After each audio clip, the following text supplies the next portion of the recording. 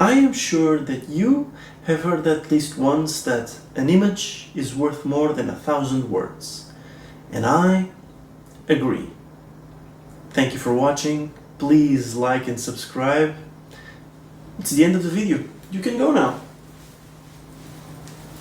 But just one question.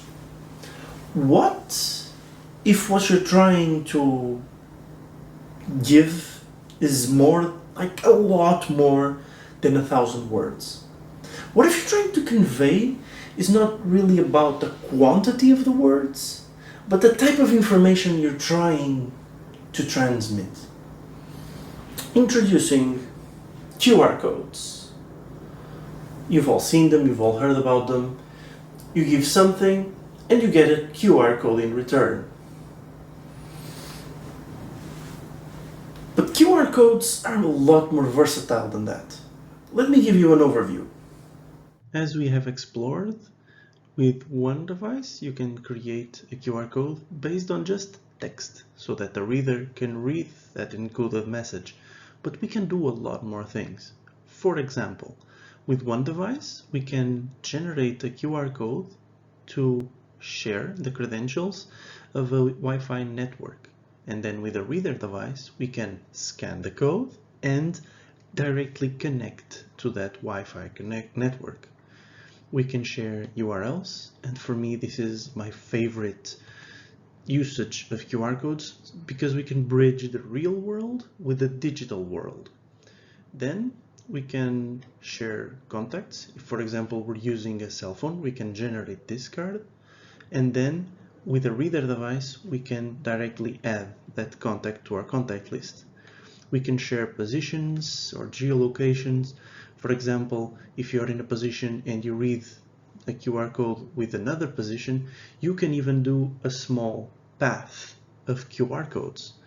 Then we can have pre-written emails or SMS where we scan a code and the device already has the message ready to go to a specific contact, with a specific text. Everything is already done for you with just a QR code. And lastly, you can directly send people to download an app that you have the interest of sharing with your audience. But let me focus on something special. And what is so special about URLs and QR codes?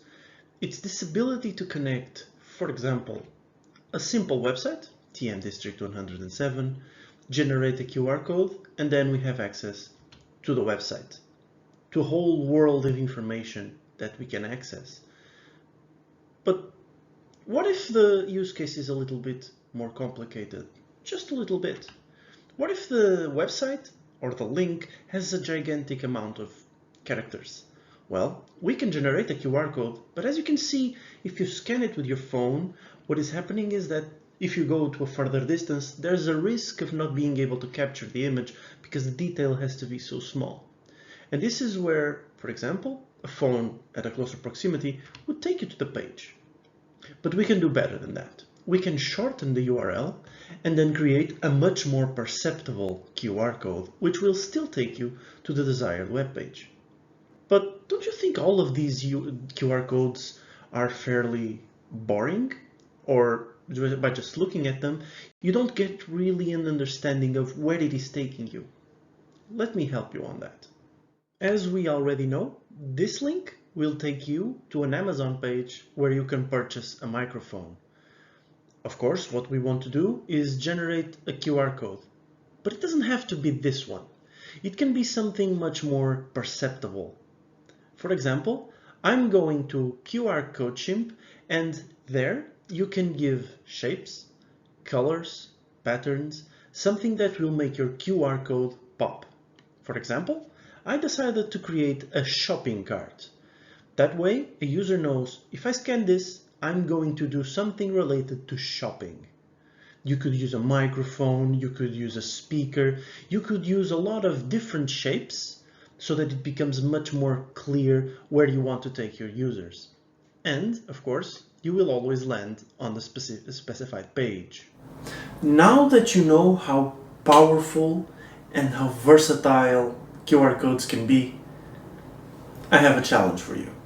The next time you create an image or paint a picture, place QR codes all over it, so that in the end, you can truly say that one image can give you 1,000 worlds.